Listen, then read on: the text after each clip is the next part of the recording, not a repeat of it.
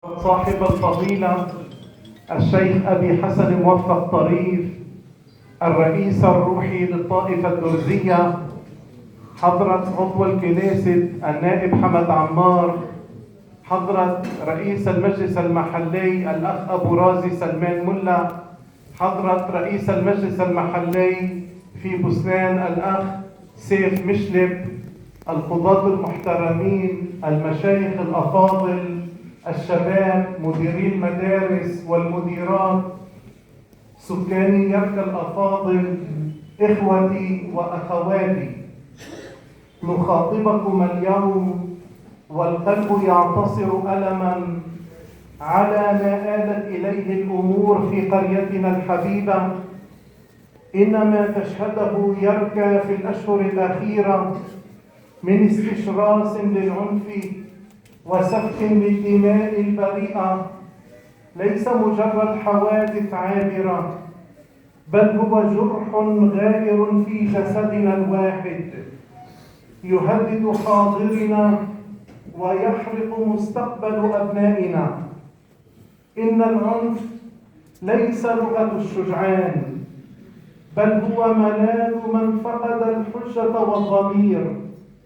لقد كرم الله الإنسان وحرم الاعتداء عليه، وجعل قدسية الروح فوق كل اعتبار.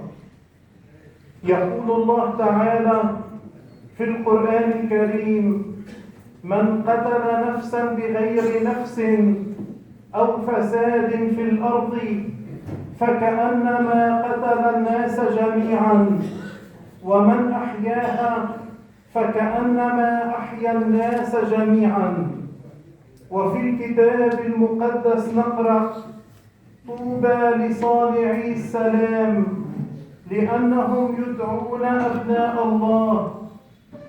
كما حث مشايخنا وعقلائنا في توحيدنا على حفظ الإخوان والترفع عن الضغينة والتمسك بالقيم التي بنيت عليها هذه القرية الشامخة، قيم المروءة والشهامة وحرمة الجار.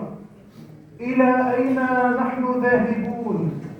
إن الرصاص الذي يطلق في سماء يركا لا يقتل الأفراد فحسب، بل يقتل الآمان في بيوتنا ويهجر العلم من عقول شبابنا ويعطل عجلة العمل والرزق الحلال.